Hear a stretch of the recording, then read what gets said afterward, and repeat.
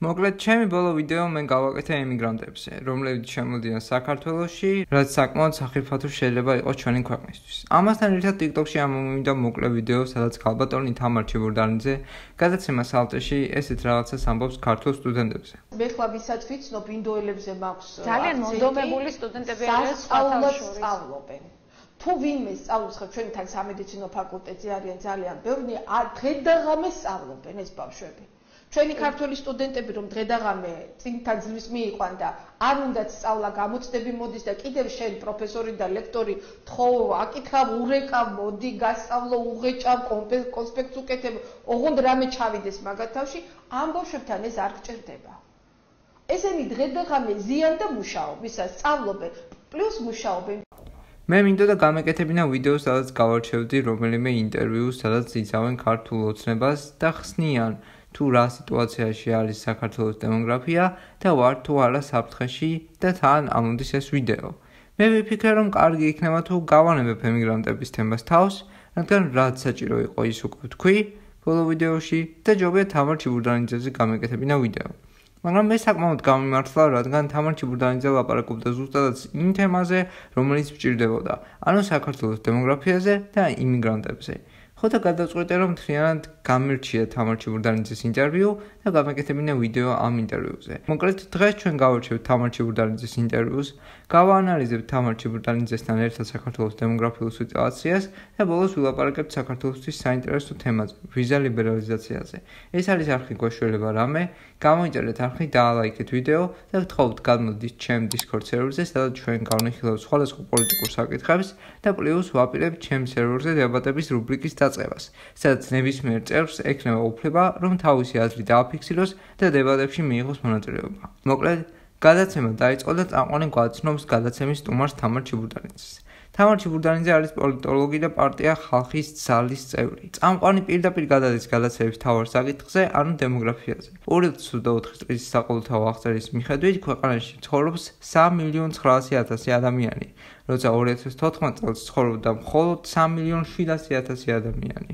ანუ მოსახლეობა გაიზარდა 200.000 და ხალხს ეშინია, რომ ეს მოსახლეობის და მოხდა ემიგრანტების ხარჯზე. მოკლედ, ქალბატონი თამარი იწყებს ინტერვიუს დეტალური ახსნით თუ რას ნიშნავს საყოველთაო აღწერა და მე წინასწარ ვიტყვი, რომ რაც ეხება კონკრეტულად დემოგრაფიულ საკითხებს, ქალბატონი თამარი საკმაოდ კარგად ხსნის ამ ყველაფერს. ანუ რა მინდა ვთქვა, ქალბატონი თამარი კარგად ხსნის საყოველთაო აღწერის და გაეროს სტრუქტურას და წესებს. ანუ როგორ მუშაობს საყოველთაო აღწერა, მოსახლეობის აღწერის დროს რას ითვალისწინებენ და ასე შემდეგ. ანუ ჩანს რომ ქალბატონი თამარი კარგად ერკვევა დემოგრაფიის საკითხებში და მოდით მოვუსმინოთ თუ რას ამბობს ქალბატონი თამარი. მოდით დავიწყებ ჯერ ყველაზე მთავარი მოსახლეობისთვის რომ იყოს გასაგები, მარტივად გასაგები, ყველაზე მთავარიდან დავიწყებ, რა არის მოსახლეობის საყოველთაო აღწერა. რა ვალდებულება გვაქვს ჩვენ და ვინ ატარებს ამას საქართველოში. მოსახლეობის საყოველთაო აღწერას ატარებს გაერო, გაერთიანებული ერების ორგანიზაცია, მის წევრ ყველა სახელმწიფოში 10 წელიწადში ერთხელ. გაეროს ყველა წევრი სახელმწიფო ვალდებულია 10 წელიწადში ერთხელ მიაწოდოს ინფორმაცია გაერთიანებული ერების ორგანიზაციას თუ რამდენია მისი მოქალაქე და ჩვენ ახლა მარტო სტატისტიკა, დემოგრაფიული სტატისტიკაზე არის აპელირება, თორე იქ უამრავი ყველა მიმართულებით ტარდება ეს აღწერა, სასოფლო სამეურნეო მიწების აღწერა, არასასოფლო მუშაობ ყველაფერია ამ აღწერაში, უზარმაზარი კითხვარი არის. ამ კითხვარს, ანკეტას, რა თქმა უნდა, გაერთიანებული ერების ორგანიზაცია საქსტატის დეპარტამენტთან ერთად ადგენს ყველა პროცესს, წინასწარი მომზადება. შემდეგ ველზე გასვლა და შემოვლა ინტერვიუერების, ანუ მათი ოჯახებში შემოვლა, წელს ვიცით რომ ეს იყო ონლაინ, ძირითადად იყო და მეც ონლაინ მივიღე მონაწილეობა და შევავსე ჩემი ოჯახის მონაცემები და შემდეგ უკვე მიღებული ინფორმაციის დამუშავება. ნახეთ თლიანად ამ ყველაფერს სჭირდება 3 წელი. 3 წელი 2 წელიწად ნახევარი დაახლოებით მოსამზადებელი თლიანი პროცესი. პირველად მოსამზადებელი, შემდეგ 2024 წელს გავიდნენ ველზე, საიდანაც აიღეს ინფორმაცია შევიდა კომპიუტერში, თლიანად ამ პროგრამაში და ხდება ეხლა ამ იღებული ინფორმაციის დამუშავება.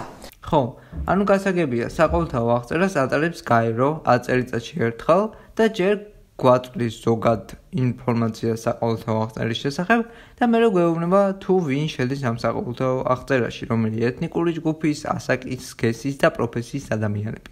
ქალბატონი თამარი ხსნის, რომ ამ ციფრებით ბევრი ორგანიზაცია და პოლიტიკური ძალა არასწორად მანიპულირებს, რადგან ხალხს ატყუებენ, რომ ერთ წელიწადში 200,000-ით გაიზარდა პოპულაცია, როცა სინამდვილეში საყოველთაო აღწერა ტარდება 10 წელიწადში ერთხელ. მე ვიცოდი, რომ საყოველთაო აღწერა ტარდება 10 წელიწადში ერთხელ, მაგრამ არ ვიცოდი, რომ ჯერ იდება ზოგადი ინფორმაცია მოსახლეობაზე, ანუ რამდენად გაიზარდა მოსახლეობა და ეხლა რამდენს შეადგენს და მერე გვაწვდიან ინფორმაციას, თუ ვინ შედის ამ საყოველთაო აღწერაში. მაგრამ მე შევედავები ერთ რამეში ქალბატონ თამარს.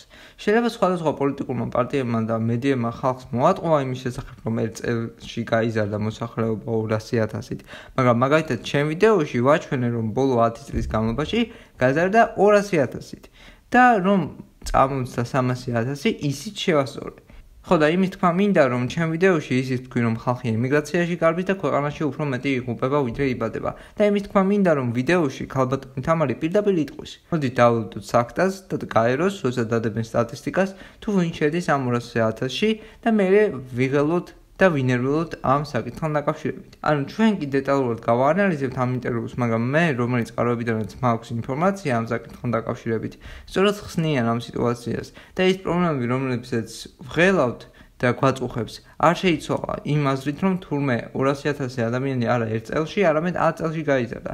რადგან მე ვიმეორებ, საქართველოში მოსახლეობის გადინება და შობადობის პრობლემა კიდევ არის და არ მგონია, რომ ამ 200,000-ში შედიოდეს ქართველი მოსახლეობა.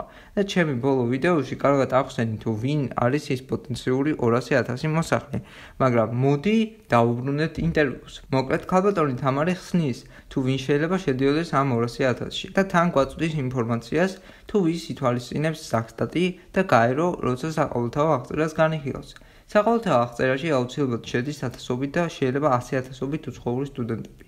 მე ქალბატონ თამარს ვეთანხმები იმაში, რომ არაფერი ცუდი უცხო ქვეყნების სტუდენტებში არ არის, პირიქით ფულს შოულობთ და ჩვენ ეკონომიკას ხელს უწყობს ეს ყველაფერი და პლუს პოპულაციასაც არ ურტყავს სერიოზულად, რადგან ეს ხალხი ბოლოს სწავლა ქვეყნიდან, იმიტომ რომ ამ სტუდენტებს აფინანსებენ სახელმწიფო გრანტით, რომელიც ითვალისწინებს იმასაც, რომ სტუდენტები დაბრუნდებიან ქვეყანაში. ქალბატონმა თამარმა დაამატა კიდევ ის, რომ ამ მოსახლეობის აღწერაში არ შედიან ტურისტები, ამ მონაცემებში შედიან კიდევ ის ქართველი ემიგრანტები, რომლებიც ექვს თვეში ერთხელ ჩამოდიან ქვეყანაში. ქალბატონი თამარი იმასაც ამბობს, რომ ამ მოსახლეობის ზრდაში, რა თქმა უნდა, შედიან იმიგრანტები, რომლებიც შემოდიან ქვეყანაში და ამ 200,000-ში ყველაზე ნაკლები რაოდენობა უჭირავს ზუსტად ამ იმიგრანტებს. რაშიც მე არ ვეთანხმები ქალბატონ თამარს. თან სასაცილო ის არის, რომ ქალბატონი თამარი ზუსტად იმას ამბობს, რასაც ვამბობდი ჩემ ვიდეოში. ანუ მე არ ჩავთვალე ამ 200,000-ში ის ქართველი ემიგრანტები, რომლებიც ხშირად ჩამოდიან ქვეყანაში, რადგან ჩემი აზრით ზუსტად ისინი იკავებენ ყველაზე ნაკლებ ადგილს ამ გამოკითხვაში. მე ხო გავიხსენე უკრაინის ომის შედეგად ჩამოსული უამრავი უკრაინელი და რუსი ემიგრანტები. ქალბატონმა თამარმაც გაიხსენა ეს ემიგრანტები. მე ხო გავიხსენე უამრავი იმიგრანტი ინდოეთიდან და სხვადასხვა მუსლიმური ქვეყნებიდან. ქალბატონმა თამარმაც გაიხსენა ეს ემიგრანტები. მაგრამ რატომღაც მე როცა გავხსენე ეს სტატისტიკა, მე მივიღე დასკვნა, რომ ქვეყანაში დემოგრაფიული პრობლემებია და როცა ქალბატონმა თამარმა გაიხსენა, რომ ქვეყანაში ბოლო წლების განმავლობაში უამრავი იმიგრანტი შემოვიდა, თამარი მაინც ხსნის, რომ ქვეყანაში ყველაფერი კარგად არის. ანუ რომ არ დავიგნეთ, გეტყვით იმას, რომ მე და ქალბატონი თამარიც თანხმდებით იმაზე, რომ ბევრი უკრაინელი შემოვიდა ქვეყანაში და ბევრი ინდოელი და უცხოელი იმიგრანტები შემოვიდა ქვეყანაში. მაგრამ მე ვფიქრობ, რომ ეს პრობლემაა საქართველოსთვის და ქალბატონი თამარი თვლის პირიქით, რომ არანაირი საშიშროება არ არის. მოკლედ, ქალბატონი თამარი ხსნის იმას, რომ ის შიში, რაც აქვს ქართულ მოსახლეობას, რომ ამ 200,000-ში ხომ არ შედის ის ავღანელი, პაკისტანელი და მუსლიმი და ინდოელი იმიგრანტები, არის ჩათესილი უმიზეზოდ და არანაირი საშიშროება არ არსებობს და ზუსტი დეტალური ინფორმაცია დაედება გაზაფხულს.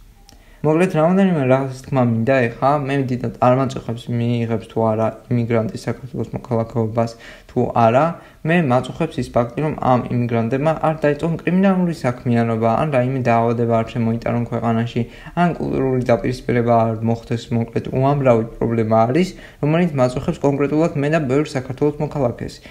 რომელზეც ვილაპარაკეთ ჩემ წინა ვიდეოში და ჩემი აზრით საქართველოს პასპორტის გაცემა იმ პრობლემებთან შედარებით, რაც ჩვენ გვაწუხებს, არ არის ისეთი სერიოზული. ეხლა ქალბატონი თამარი იწყებს ლაპარაკს იმაზე, თუ რამდენად რთულია საქართველოს მოქალაქეობის აღება, მაგრამ ვიმეორებ, ჩემი აზრით ის პრობლემები, რომლებიც ჩვენ გვაწუხებს, უფრო სერიოზულია, ვიდრე იმიგრანტებისთვის პასპორტების გაცემა. მაგრამ ძალიან კარგია თუ იმიგრანტისთვის საქართველოს მოქალაქეობის მიღება ამდენად ძნელია. მაგრამ ძალიან მინდა მოусმინოთ ახლა ამ ფრაგმენტს. ჩვენ ძალიან გავამკაცრეთ საქართველოს მოქალაქეობის მიღება, სწორედ იმიტომ, რომ დავაზღვიეთ რისკები და საფრთხეები, რომ ბევრ ემიგრანტს, რომელიც არ არის ჩვენი დემოგრაფიული სურათისთვის სასურველი, მე არც ერთ ეთნოს არ ვაყენებ შეურაცხყოფას. მე ვსაუბრობ ჩვენი გენოფონდისთვის არ არის სასურველი დღეს საქართველოში იმიგრანტების ტალღის, დევნილების ტალღის მიღება. და ჩვენ ამას მაქსიმალურად ვარიდებთ თავს, კიდევ ერთხელ ვსაუბრობ და ამის იქით აღარ წავალ. აქედან გამომდინარე, ჩვენ გავამკაცრეთ მოქალაქეობის მიღება და იმდენად გავამკაცრეთ, რომ ეს ძალიან ნეგატიურად დაისახა ჩვენს თანამემამულეებზე. მომისმინეთ, მე ვიმეორებ, რომ ძალიან კარგია ის ფაქტი, რომ იმიგრანტისთვის მოქალაქეობის მიღება რთულია. მაგრამ თუ ქალბატონი თამარი ესე ნერვიულობს იმას, რომ უცხო ქვეყნის მოქალაქეები შემოვიდნენ ჩვენს ქვეყანაში, ანუ ხო ხვდებით იმას, რომ მეც და თამარსაც არ გვინდა, რომ უცხოელები შემოვიდნენ ქვეყანაში. მე და ქალბატონი თამარიც ვეთანხმებით, რომ შემოვიდნენ უამრავი უკრაინელი და სხვადასხვა ქვეყნის წარმომადგენელი იმიგრანტის სხვადასხვა მიზეზების გამო, მაგრამ მე ვფიქრობ, რომ საქართველოში სერიოზული პრობლემაა და ქალბატონი თამარი ამტკიცებს, რომ ყველაფერი კარგად არის. მაგრამ მე მაინტერესებს ესეთი რამ. თუ ჩვენი მთავრობა ცდილობს, რომ არ შემოვიდეს დიდი რაოდენობით უცხო ქვეყნის წარმომადგენლები, მაშინ ამიხსენით თუ რატომ აქვთ რუსეთის, კენიის, საუდოვეთის არაბეთის, მოკლედ ამ ყველა ქვეყნის წევრებს იმის უფლება, რომ საქართველოში უვიზოდ ჩამოვიდნენ. რატომ გვაქვს უვიზო მიმოსვლა რუსეთთან? იმიგრანტი ნიშნავს იმიგრანტს და რუსი იქნება თუ ინდოელი, კი აქვს ასე თუ ისე ამას მნიშვნელობა, მაგრამ თუ ლაპარაკობთ იმაზე, რომ მთავრობა ცდილობს თავი აარიდოს იმიგრანტების ჩამოყვანას ქვეყანაში, მაშინ ამდენ ღარიბ და კრიმინალურ ქვეყნებთან რატომ გვაქვს უვიზო მიმოსვლა? და ეხლა მე ძალიან გამიცინა ისეთ რამეს სიძახის ქალბატონი თამარი და ეხლა რასაც გაჩვენებთ, ეს არის არც ამოჭრილი, არც კონტექსტიდან ამოღებული, მოკლედ უყურეთ. მოხდება ამაზედაც მუშაობა, მაგრამ ამ ეტაპზე ვინ არიან ესენი? ვინ არის ეს ჯგუფი 200,000 კაცი, რომელიც დაემატა საქართველოს მოქალაქეებს?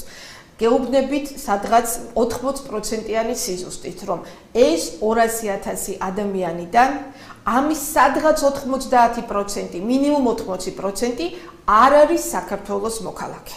კი ბატონო. შესაძლებელი. ანუ ქალბატონმა თამარმა თქვა ეხლა ხანს, რომ უმეტესობა ამ 200,000-დან არ არის საქართველოს მოქალაქე. ქალბატონო თამარ, ვიმეორებ, თქვენ არ გვეშინია, რომ ამ მოქალაქეობას არიგებთ თუ არ არიგებთ. თქვენივე თქმით, თუ ამბობთ, რომ ამ 200,000-დან უმეტესობა არ არის საქართველოს მოქალაქე, ეს იმას ნიშნავს, რომ ყველა ის პრობლემა, რაზეც ოპოზიცია და ანუ მეც ლაპარაკობ და ჩვეულებრივი საქართველოს მოქალაქე ლაპარაკობს, არის აქტუალური. ჩვენ გვეშინია, რომ ქვეყნიდან ქართველების ემიგრაციის ფონზე და შობადობის პრობლემების ფონზე ამ იმიგრანტებმა პრობლემები არ შეგვიქმნა. პლუს ქალბატონ თამარს მინდა შევედავო იმის შესახებ, თუ რამდენად კარგია საქართველოს ამდენი ემიგრანტი რომ ყავს ქვეყანაში. Ქუთარ ქვეყანაშიდაც იყვნენ, ანუ იყვნენ იმ ქვეყანაშიდაც და იყვნენ ეს ძალიან კარგია სხვათა შორის, ჩვენი ქვეყნის წინსვლისთვის, ჩვენი ქვეყნის მომავლისთვის და ჩვენი ქვეყნის საერთაშორისო ინტეგრირებისთვის. თითოეული მოქალაქე, რომელიც ცხოვრობს უცხოეთში, არის ჩვენი უდიდესი რესურსი. საქართველოს დიასპორა, ყველა დიასპორა არის ჩვენი ქვეყნის უდიდესი რესურსი, რომელიც მე აი როდესაც ვიყავი ბატონ სოსო მანჯავიძესთან გადაცემაში, მაშინ ვისაუბრე ამაზე დაწვრილებით და დღეს აღარ დავუთმობ ამას დროს, იმიტომ რომ დიასპორული რესურსი ნებისმიერი სახელმწიფოსთვის არის უზარმაზარი რესურსი საერთაშორისო თანამეგობრობაში ინტეგრაციისთვის ყველა სფეროში, ყველა დონეზე, ყველა სფეროში. ამიტომ ყველა სახელმწიფო ამას ჭკვიანურად იყენებს, თუ უნდა რომ შექმნას ძლიერი სახელმწიფო.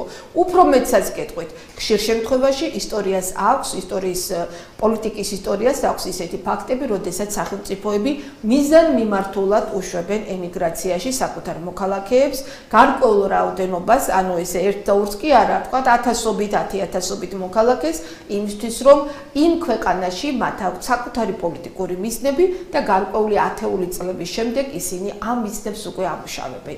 ხო და ესეთი რამ მინდა ვთქვა. ჩვენი მთავრობა არანაირად არ ცდილობს, რომ ჩვენი იმიგრანტებს ნორმალური პირობები შეეუქმნას საქართველოში.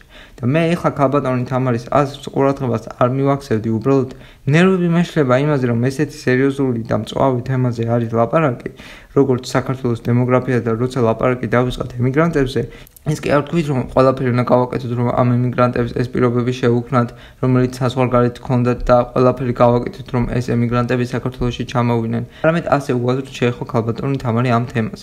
სულთადაც რომ სხვადასხვა სახელმწიფოების სპეციალურად აფინანსებენ თავიანთ მოქალაქეებს, რომ საზღვარგარეთ ისწავლონ, რომ მერე სამშობლოს დაეხმარონ, იგივე ინდოეთი, ცნობილია ესეთი სტრატეგიით, ტაივანი და ბევრი ქვეყანაა ესეთი.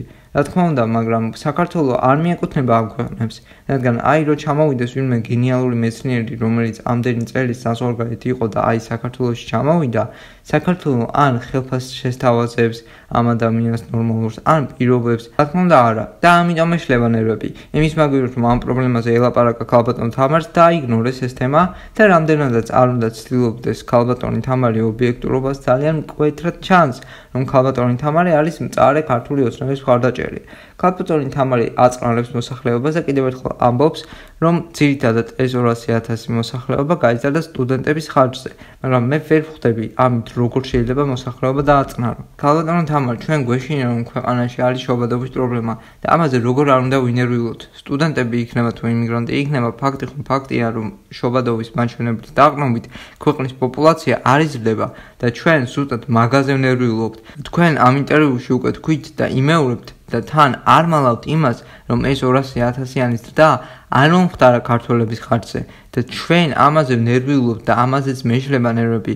საქმე ხო დადო ის მაჩვენებელიც, რომ შობადობის პრობლემაა და მაინტერესებს თუ დემოგრაფიას შეეხო საკითხი, ამაზე რატომ არ ილაპარაკეთ და შობადობა რომ გავზარდოთ ამ საკითხზე, რატომ არ ლაპარაკობთ. მოკლედ, ლაპარაკი დაიწყო მიგრაციის სამსახურზე. და კი ბატონო, მიგრაციულმა სამსახურმა მართლაც ბოლო 6-7 თვის განმავლობაში ქვეყნიდან გაიყვანა 525 მიგრანტი და ეს ძალიან კარგი არის, მაგრამ ეს არ არის საკმარისი. მეგობრებო, ქვეყანაში დაზუსტებით შემიძლია თქვა, შემოვიდა 150,000-მდე იმიგრანტი და 525 იმიგრანტი არ არის საკმარისი და კი ბატონო, მთავრობამ გააკეთა გარკვეული შეზღუდვები, მაგრამ შემოდინება უკვე მოხდა და პლუს არის კიდევ უამრავი ქვეყანა, რომლებთანაც უვიზო მიმოსვლა გვაქვს და ეს ძალიან საშიშია.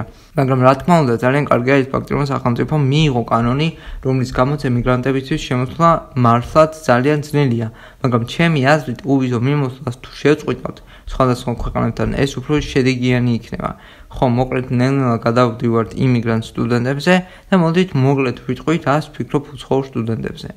რას უნდა ვფიქრობდე? რა თქმა უნდა, ძალიან კარგია, რომ უცხო ქვეყნის სტუდენტები ჩამოდიან და სწავლობენ ჩვენ ქვეყანაში. ეს ძალიან დაეხმარება ჩვენი ქვეყნის ეკონომიკას. მე არანაირი პრობლემა ამის შესახებ არ მაქვს. იმუშავონ კიდევაც ამ სტუდენტებმა. მე ამის პრობლემაც არ მაქვს, მაგრამ ხარისხიანად თუ იმუშავებენ. ჩვენ ქართველებს იმიტომ არ მოგწონს ინდოელი კურიერები, მაგრამ ისინი ძალიან ცუდად ასრულებენ თავიანთ სამსახურს.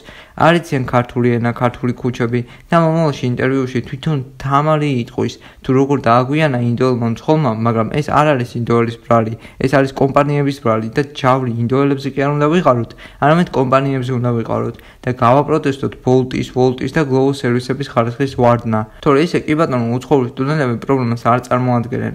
და ხალხო, მე მოგიწოდებთ, რომ შეურაცხყოფა არ მიაყენოთ ინდოელებს და სხვა ერის წარმომადგენლებს. ეს არ არის ნორმალური, მაგრამ იცით რაშია საქმე? აი ახლა ვკითხულობ კომენტარებს და აი ერთი საინტერესო კომენტარი ამოვიდა ამ ვიდეოს ქვეშ. ბინები და მიწები რო იყიდება უცხოელებზე ჰექტორებით, არც იქიდან გვაქვს საფრთხე? ხო და ძალიან ძნელია ესეთი ტოლერანტი იყო, როცა შენმა ქვეყანამ მთელი საქართველო მიყიდა უცხოელებს. ის 6 მილიარდი ინვესტიცია ხომ გახსოვთ და იმ უკრაინის ომის შედეგად რამდენმა რუსმა იყიდა სახლი საქართველოში. ხო და კითხვა მევადება ქალბატონო თამარ, თუ ესე გაწუხებთ ის ფაქტი, რომ ქსენოფობური და რასისტული აზრები მკვიდრდება საქართველოში, რატომ არ კითხულობთ, რატომ არის ესე? და მართლა მაინტერესებს იმაზე გული არ წლებათ, რომ უცხოელები სულ უფრო და უფრო მეტ მიწას ყიდულობენ საქართველოში? ხო და ეხლა მინდა მოусმინოთ ამ ფრაგმენტს და კომენტარებს ამ ფრაგმენტზე მერე გავაკეთებ. ერთ-ერთმა ქართული იწოდა სხვათა შორის ინდოელმა ახალგაზრდა ბიჭი იყო. ყველამ იციან თითქმის უმრავლესობა და როგორი ის არიან მონდომებულები, რომ ქართულზე სწავლობენ, რომ სამუშაო მარტივად იშოვონ. Bolt-ზე შეხედათ ეხლა ბევრი არიან და გავისაუბრეთ, მე ინგლისურად ვისაუბრეთ, სხვათა შორის იცოდა მან ინგლისური, ძალიან აი მე მინდა ვთქვა, რომ მე ხლა ვისაც ვიცნობ ინდოელებზე მაქვს ძალიან მონდომებული სტუდენტები არიან სწავლად სწავლობენ.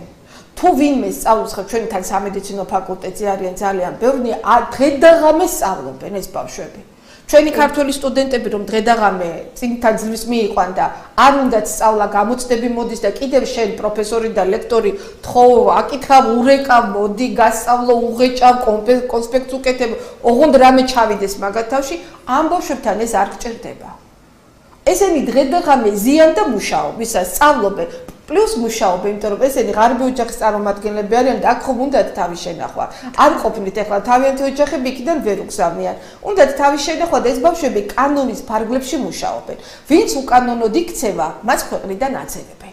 აქედან გამომდინარე მე მცხვენია უბრალოდ რომ აი ერთ-ერთმა იმას ყვებოდი ტაქსი გამოვიძახე და ახალგაზრდა იყო და ვიცით რა იყო დააგვიანა უბრალოდ ბოლტმა ხო ანუ ჯერ დამიწერა 3 წუთი მე დამიწერა 8 წუთი და მე ძალიან მეჩქარებოდა და ცოტა ბოლტმას იმართლა გითხრათ ამ კუთხით აურია ბოლო პერიოდში არა ძალიან კარგი სერვისია და ვუსაყვედური მაგონ მძღოლს კი არა ვთქვი რომ მესამე ძალიან მეჩქარებოდა და რომ ყოფიცოდნოდა რაღაცა და ისეთმა შეშინებულმა მითხრა ხომ არ მეჩხუბებითო როგორც ინდოელსო და მეთქვა რატომ უნდა გეჩხუბოთ მეთქი არა ხშირად აგრესიას ხვდებიო ხედავო ქართველებისგან და ამ აგრესიას ღიად გამოხატავენო და მე უფლება ძღოლი იყო ინდოელი და მაჩვენა ეს საბუთი რომ მე მაქვსო მუშაობის უფლება დღეში 3 საათი და საღამოსო ლექციების შემდეგ მუშაობო იმიტომ რომ თავი ვირჩინო იმიტომ რომ აქ მე ჩემი ოჯახიო ძალიან ღარიბი არის რომელიღაც შტატი მითხრა იქედანა ვარო ინდოელი თიდან და მე ძალიან ღარიბი ოჯახიდან ვარ და მე არ მაქვს თავი შეცდი.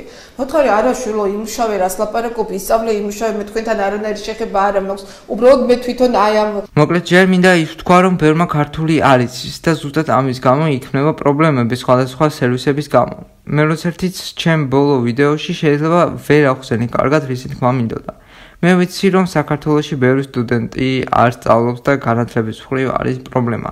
მაგრამ მე გავაბრაზდი იმაზე რომ ქალბატონი თამარი მთავრობას კი არ ლანძღავს იმის გამო რომ ქვეყანაში განათლების დონე ავალია და მთავრობა არაფერს არ აკეთებს ეს პრობლემა რომ მოაგვაროს პირიქით ქართულ სტუდენტებს ლანძღავენ რომ ზარმაცები არიან და არაფერს არ სწავლობენ მე მაგალითად მომიყვანე ჩემი მეგობარი ნატალია ლეჟნავა რომელსაც 70-დან 70 ქულა აიღო ბიოლოგიაში და ამით მინდოდა მე თქვა რომ ქვეყანაში ყავს უმაგრესი და უჭკვიანესი ბავშვები მაგრამ რა თქმა უნდა ამასთან ერთად არიან ბავშვები რომლებიც არ სწავლობენ და ეს არის თავიდან ბოლომდე განათლების სისტემის ბრალი და ქალბატონი თამარი ამ თემას აღარ შეეხება უბრალოდ დაუძახა ჩვენ სტუდენტებს ზარმაცი უპასუხისმგებლო ბავშვები შეაქო ინდოელები და გააგრძელა სხვა თემაზე ლაპარაკი მე მაქვს თხოვნა რომ როცა რაიმე პრობლემაზე არის საუბარი ამ პრობლემის გადაწყვეტის გზებიც რომ შემოგთავაზოთ და თან პრობლემაზე რომ ვლაპარაკობთ დავაბრალოთ იმ ხალხს და ორგანიზაციებს რომლებმაც ეს პრობლემა შექმნეს. მე მაგალითად ქალბატონო თამარ თქვენგან განსხვავებით გული მწყდება რომ ჩვენი საუკეთესო მოსწავლეები და სტუდენტები იძულებულები არიან საზღვარგარეთ ისწავლონ,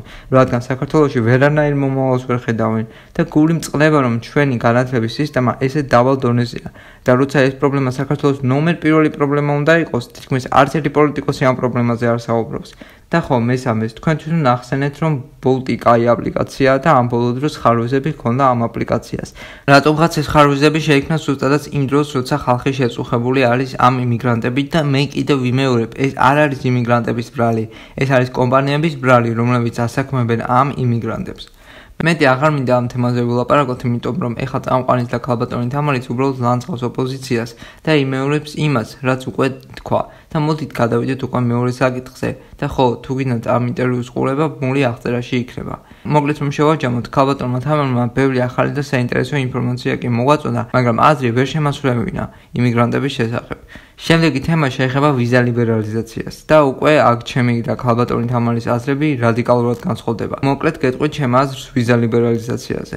ვიზა ლიბერალიზაცია საქართველოს ძალიან ეხმარება. მოდით მოკლე პასუხებით შემოვიფარგლოთ. სკანდალური ნინო წილოსანის განცხადება, რომელსაც მე კატეგორიულად არ ვეთანხმები. რაც შეეხება იმას, თუ რას თავაზობთ საქართველოს მოქალაქეებს, ვინც საზღვარგარეთ მუშაობენ, ეს არის გაორმაგებული და გასამაგებული ეკონომიკა. 2012 წლის შემდგომ ქართული ეკონომიკა გასამაგდა და ბოლო წლების მანძილზეც განსხვავებით იმ ქვეყნებისგან, მათ შორის ევროკავშირის ქვეყნებისგან, სადაც ჩვენი თანამოქალაქეები მუშაობენ, ჩვენი ეკონომიკა იზრდება ორნიშნად ციფრით, ხოლო ევროპის საშუალო ეკონომიკური ზრდა 0.5%-თან არის მიახლოებული. შესაბამისად, თუ თავაზობთ იმას, რომ საკუთარ სამშობლოში მათ ექნებათ ყველანაირი ხელშეწყობა, რომ იშოვონ და იპოვონ ღირსეული სამუშაო და საკუთარი თავის რეალიზება მოახდინონ. შეგახსენებთ, ევროპაში საშუალო ხელფასი შეადგენს 1500 ევროს, ანუ დაახლოებით 4700 დოლარს. ხვდები, რომ ყველა იმიგრანტს მაგდენი არ აქვს, მაგრამ მინიმუმი ეს არის და თქვენ იცით, რომელიმე სამსახური, სადაც ამხელა თანხის შოვნა შეგიძლიათ საქართველოში? სასწავლებლად ყველა ჩადის ევროპაში და ამერიკაში, რადგან საუკეთესო განათლების დონე არის დასავლეთში. სულ სტატისტიკას რომ არ ვუყუროთ, ესეთი მაღალხარისხიანი განათლების სისტემა რომ არ ყოფილიყო დასავლეთში, არ ამგონია რომ ქართული ოცნების დეპუტატის შვილები წავიდნენ დასავლეთში სასწავლებლად. ირაკლი კობახიძეს თქმით, ევროპაში მკურნალობის საკითხი თითიდან გამოწვეულია, რადგან სამკურნალოდ ნებისმიერ სხვა ქვეყანაში შეიძლება მკურნალობა. მე ესეთი კითხვა მაქვს, სხვა ქვეყანაში რატომ უნდა ვიმკურნალოთ, თუ ყველაზე მაღალი დონის მედიცინა არის დასავლეთში და საქართველოსთვის ყველაზე ხელმისაწვდომი არის ზუსტად ევროპა. რატომ უნდა გავითვალისწინოთ ევროპის აზრი? მოდით მოусმინოთ თეატრ ლუკიანს. ეს არ მომხდარა საქართველოში. დღემდე ანტიგერმანული გამონათქვამები ისმის. სათხართ მედია. ეს არის სირცხვილი და თავის მოჭრა ქართველი ერისთვის. გერმანელები, რომლებიც ჩვენი დავიბადეთ ახლიდან 90-იან წლებში, მათი წყალობით, ამერიკელების წყალობით, ევროკავშირის წყალობით დგავართ დღეს ჩვენ ფეხზე. კოდექსები რო გვაქვს. ვინ დაწერა ეს კოდექსები? მოკლედ ჩემი აზრით, ვიზა ლიბერალიზაცია ძალიან გჭირდება და ბევრ ქართველს საშინელი და უმძიმესი დიაგნოზებით ზუსტადაც რომ ევროპაში უმკურნალეს, მაგრამ მოდით დეტალურად შევყვეთ ამ საკითხებს ინტერვიუდან გამომდინარე. მოკლედ ლაპარაკი მიდის ევროკავშირის რეზოლუციაზე, სადაც ბიზინა ივანიშვილს სანქციებით ემუქრებიან. წამყვანმა დასვა ესეთი კითხვა, თუ რატომ ღებულობენ ესეთ რეზოლუციას ევროპარლამენტში, რაზეც ქალბატონი თამარი ესე პასუხობს. ევროკავშირთან უვიზო მიმოსვლის გაუქმება არ არის მარტივი.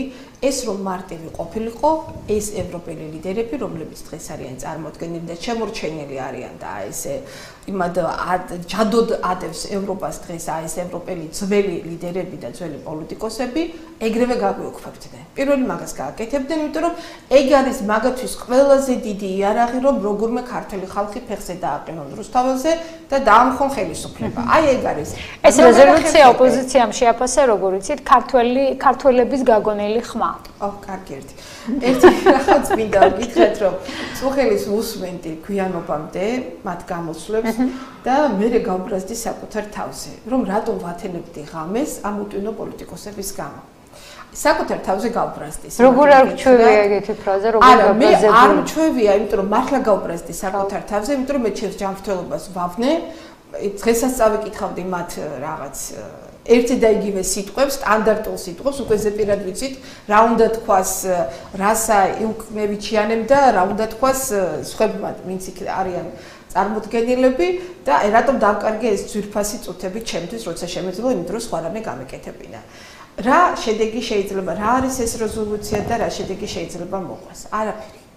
ეს არის ფარატი ნაფურცელი, რომელსაც ყურადღებას არ აქცევს მსოფლიოში არავინ, გარდა მათისა. და ანუ კი, ქალბატონი თამარის სწორია, რომ არ არის ეგეთი მარტივი ვიზის გაუქმება, იმიტომ რომ ევროპაშიც არიან ქართული ოცნების მხარდაჭერები და ისეთ ბიუროკრატიულ ადგილას, როგორც ევროპარლამენტი, შეუძლებელია სწრაფი გადაწყვეტილების მიღება, რადგან მან ყველა ქვეყნის აზრს ითვალისწინებენ, მაგრამ მე ვერ ხვდები, ვინ არის ქალბატონი თამარის აზრით ის ძველი ევროპელი ლიდერები, რომლებიც ჯადოდ შემორჩნენ ევროპას.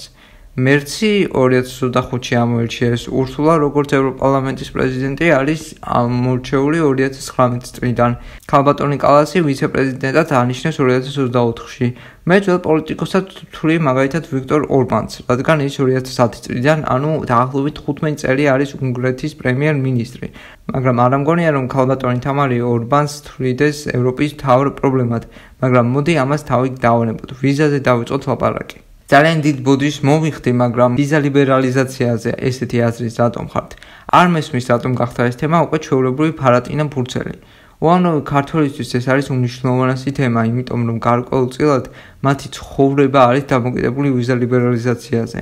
ზოგი მუშაობს, ზოგი მკურნალობს და ოცნება ესე აგდებულად რომ ლაპარაკობს ვიზაზე, ზუსტად ეს არ მოგწონს ჩვენ. მაგრამ კაი, სავარაუდოდ ქალბატონ თამარს არ აწუხებს ეს საკითხები და ურჩევნია ესეც საქართველოში იყოს. მოკლედ ქალბატონი თამარი ამბობს, რომ სოფლიოში გეოპოლიტიკური ვითარება შეიცვალა და მხოლოდ ევროპა აწვება იმ ძველ პოლიტიკას. აქვე წამყვანი ამბობს, რომ ევროპარლამენტმა რეზოლუცია ცარიელ დარბაზში მიიღო, რაც არის სრული ტყუილი. ევროპარლამენტში გამართულ კენჭისყრას 686 ევროპარლამენტარი ესწრებოდა და დარბაზი ფაქტობრივად სავსე იყო, რაც კენჭისყრის ჩანაწერებშიც დასტურდება. სოციალურ ქსელში ვრცელდება ინფორმაცია, რომლის მიხედვითაც ევროპარლამენტში საქართველოს შესახებ რეზოლუცია 9 ივლისს ცარიელ დარბაზში მიიღეს. ცარიელ დარბაზს ასევე ხაზი გაუსვა ქართული ოცნების წევრმა დავით მათიკაშვილმა. ცარიელ დარბაზში უყვებიან საკუთარ თავსო, აღნიშნა მან. რეალურად ევროპარლამენტში გამართულ კენჭისყრას 720 ევროპარლამენტარიდან 686 ესწრებოდა და დარბაზი ფაქტობრივად სავსე იყო, რაც კენჭისყრის ჩანაწერებშიც დასტურდება. ევროპარლამენტმა რეზოლუცია, რომელიც საქართველოს შესახებ ევროკომისიის 2023 და 2024 წლების ანგარიშებს ეყრდნობა, 9 ივლისს მიიღო. რეზოლუციას მხარი დაუჭირა 490 ევროპარლამენტარმა, 157 კი წინააღმდეგ მისცა ხმა. რეზოლუცია ევროკავშირს მოუწოდებს განიხილონ შემზღუდავი ზონები, როგორიცაა მაგალითად SWIFT-ის შეწყვეტა ან სექტორული სანქციები, რათა ქართული ოცნების რეჟიმის ფინანსური ნაკადებისა და შემოსავლების წყაროების შეწყვეტა მოხდეს. ამასთან ევროპარლამენტი მოუწოდებს ევროკავშირს ორმხრივად და координირებულად დააწესონ პერსონალური სანქციები ქართული ოცნების პოლიტიკური ლიდერების და თანამდებობის პირების და რეჟიმის ხელშემწყობი პირების წინააღმდეგ. საქართველოსთან დაკავშირებული რეზოლუციის კენჭისყრა 9 ივლისს 12 საათსა და 53 წუთზე დაიწყო და მაგრამ კაი, ამაზეც მოდით დავხვიჭოთ თვალი. აქ ქალბატონი თამარი ლაპარაკობს იმაზე, თუ როგორ აკრიტიკებს ტრამპი ევროპის პოლიტიკას. მე რაც ვიცი, ტრამპი ითხოვს, რომ ევროპამ გაზარდოს ხარჯები ნატოსთვის, რაც უკვე გეგმაში აქვს ევროკავშირს და უკრაინის მოლაპარაკებებში დაიჭროს ამერიკის პოზიცია. მე კი დავიწყებდი ამ ყველაფერზე ლაპარაკს, მაგრამ ეს არ ეხება საქართველოს. ჩვენ აქ მოვედით, რომ ვილაპარაკოთ ვიზა ლიბერალიზაციაზე და ტრამპი მე ახლა დიდად არ მატარდებს. თუ არ გჭირდება ვიზა ლიბერალიზაცია, მაშინ ახსენეთ ქალბატონ თამარ, თუ რატომ არ გჭირდება ვიზა და ალტერნატივა რა შეიძლება იყოს, სად შეიძლება ვიმკურნალოთ, ვისწავლოთ და ვიმუშაოთ. ამერიკას და ევროპას საერთოდ სხვა მიზეზების გამო აქვთ ეხლა დაძაბული ურთიერთობა და ჩემთვის მაგალითად ტრამპის სიტყვას აღარ აქვს ფასი, იმიტომ რომ ტრამპი უკვე ბევრ რამეს შეგვპირდა და ვერ შეასრულა. მოკლედ ამ თემაზე არ მინდა დიდი ხანი ვილაპარაკოთ. ეხლა მოდით მოვუსმინოთ ამას. მალე ანუ თამაშობს ევროპა გაძლებაზე? არა, დიახ, ევროპა თამაშობს გაძლებაზე. ევროპა იცის, რომ ის არის დღეს პოლიტიკურ იზოლაციაში. რეზოლუციაში რომ ჩაგვიწერეს საქართველოს პოლიტიკურ იზოლაციაში მოვაქციოთო, თუ კი ვინმეა დღეს თქვენ წარმოიდგინეთ, რუსეთი დღეს პოლიტიკურ იზოლაციაში არ არის. რეალურად ხო უწერიათ მთელი ეს შეზღუდვები და სანქციები და მაინც არ არის რუსეთი პოლიტიკურ იზოლაციაში, იმიტომ რომ ის მაინც აკეთებს იმას, რაც უნდა. აი თუ კი ვინმე არის დღეს პოლიტიკურ იზოლაციაში, ეს არის ევროკავშირი. მოკლედ, მე რას ვთვლი პოლიტიკური იზოლაცია? პოლიტიკური იზოლაცია არის, როცა სახელმწიფო საერთაშორისო პოლიტიკურ მოვლენებში არ არის ჩართული. ჩემი აზრით, ევროკავშირი არ არის იზოლირებული, მაგრამ ახლა რატომ ვთვლი საქართველოს პოლიტიკურად იზოლირებულად? ნახეთ, მე მესმის, რომ შეიძლება ბევრს არ მოსწონდეს ევროპა. მეც რაღაცებში არ ვითანხმები ევროპას, მაგრამ მაინც ევროინტეგრაციას ვუჭერ მხარს. მაგრამ არიან სხვა კატეგორიის ხალხი და თან ჩვენი მთავრობა, რომელიც ცდილობს სხვა გეოპოლიტიკურ ლიდერებთან დაახლოვებას. დღეს საქართველოს გამოითიშა ყველა სერიოზულ გეოპოლიტიკურ მოვლენებს. ჩვენ ვერც ევროკავშირს ვერ დავუახლოვდით, ვერც ამერიკას, არ დავქადაგებთ, რომ ტრამპთან მუდმივად კარგი ურთიერთობა გვაქვს, მაგრამ ეს ესე არ არის. ვერ დავუახლოვდით ჩინეთს და მე პირადად ამაზე უფრო ნერვიულობ საქართველოს დაშორდა თავის მთავარ პარტნიორს ევროპას და ვერ დავუახლოვდა ვერც ეს სხვა სახელმწიფოს და ჩემთვის დღეს ეს არის პოლიტიკური იზოლაცია. ეხლა ალიევმა და პაშინიანმა ისტორიულ დოკუმენტს რომ მოაწერეს ხელი, ამ დოკუმენტის მერე კავკასიაშიც კი ჩვენი აზრი არავის არ აინტერესებს და ჩვენ არანაირად არ ვცდილობთ რომ ამ მოვლენებს შემოვერთდეთ. კი ვიცი რომ კობახიძე შეხვდა პაშინიანს, მაგრამ რით დამთავრდება ეს ვიზიტი არავინ არ იცის და თამარიც ხსნის თუ რატომ არის ევროპა პოლიტიკურ იზოლაციაში. ევროპამ დაკარგა ამერიკა როგორც თავარ პარტნიორად და აღმოსავლეთს ვერ უახლოვდება რუსეთის გამო, მაგრამ ეგრე არის საქართველოს. საქართველოს ვერც ამერიკასთან ვერ დაახლოვდა, ვერც ევროპასთან და ვერც ჩინეთთან. მოკლედ, მე ქალბატონი თამარი იწყებს deep state-ზე ლაპარაკს, ევროკავშირს ქაშვეთის ციხეს ადარებს და 1000 სისულელე რა. ანუ დღეს ევროპა არის ქაჯეთის ციხე. ხო გვახსოვს ვეფხისტყაოსნის ქაჯეთის ციხე, რომელიც ასაღებია. და ამას ჭირდება აიღებენ და დაინგრევა როგორ ფიქრობთ ვინ არის დღევანდელი ტარიელი და ავთანდილი რომ ეს ქაჯეთის ციხე დაანგრევს გვახსოვს ქაჯეთის ციხე როგორ აიღებს შიგნიდან გამოტანილი ნესტან დარეჯანმა გამოუგზავნა ინფორმაცია ხო საიდან შედის გზა თუმცა ვინ იქნება ეს ნესტან დარეჯანი თქვენ როგორ თქმა უნდა მერე ქალბატონი თამარი იწყოს ლაპარაკს თუ რამდენად კორუმპირებული არის ევროპას რომ პოლიტიკური ტორნადო ელოდება, რამდენად გამოფიტულია ევროკავშირი და ევროპარლამენტი და რომ ბიძინა ივანიშვილს ფეხებს ვერ მოაჭამენ. მოკლედ მეტი ამ ინტერვიუში სალაპარაკო არც არის არაფერი, იმიტომ რომ გასაგებია ქალბატონი თამარის აზრები და რა რიტორიკით ლაპარაკობს და თან არც ვთვლი ქალბატონ თამარს იმ პოლიტიკოსად, ვისი პოლიტიკური იდეოლოგიის გარჩევა ღირს. მე ესეთი კითხვა მაქვს. თუ ევროკავშირი და ევროპა აი ესეთ სულ დღეში არიან და ადრე თუ გვიან დაიშლება და ნინოწილოს არის თქმით ეკონომიკა არ ვითარდება ევროპაში და პოლიტიკური ტორნადო უახლოვდება ევროპას, მაშინ რატომ აქვს თითქმის ყველა ქართველი ოცნების დეპუტატს და ბიძინა ივანიშვილს ევროპული და ამერიკული პასპორტები? რატომ აქვთ ამ პოლიტიკოსებს უამრავი ბიზნესი ევროპაში და რატომ გონიათ ქალბატონ თამარ და ქართულ ოცნების ამომრჩეველო რომ ბიძინა ივანიშვილს ბიზნეს არაფერი არ მოუვა, როცა ბატონ ბიძინას უდიდესი ქონება აქვს საფრანგეთში, მე ამის არ მისმის. აგერ გაქვთ ზია ქართული ოცნების დეპუტატების ევროპული ქონების შესახებ. მოლს აღწერაში დავტოვებ. მოკლედ, რას ვიტყვი ქალბატონ თამარზე? უამრავი ტყუილი ცრუ ინფორმაცია და უასწრო არაარგუმენტირებული ლაპარაკი ეტყობოდა, რომ ქალბატონი თამარი დემოგრაფიაში ერკვეოდა, მაგრამ საქმე რომ მიდის გეოპოლიტიკაზე, მათ ქალბატონი თამარი ვერ გაჩევს. შეიძლება ვიზა ლიბერალიზაციაზე ვერ ვილაპარაკე, საკმარისად ბევრი რადგან ამხელა ვიდეო გამოდის და უკვე ფიზიკურად არ შემიძლია ამდენ თემაზე რომ ვილაპარაკო.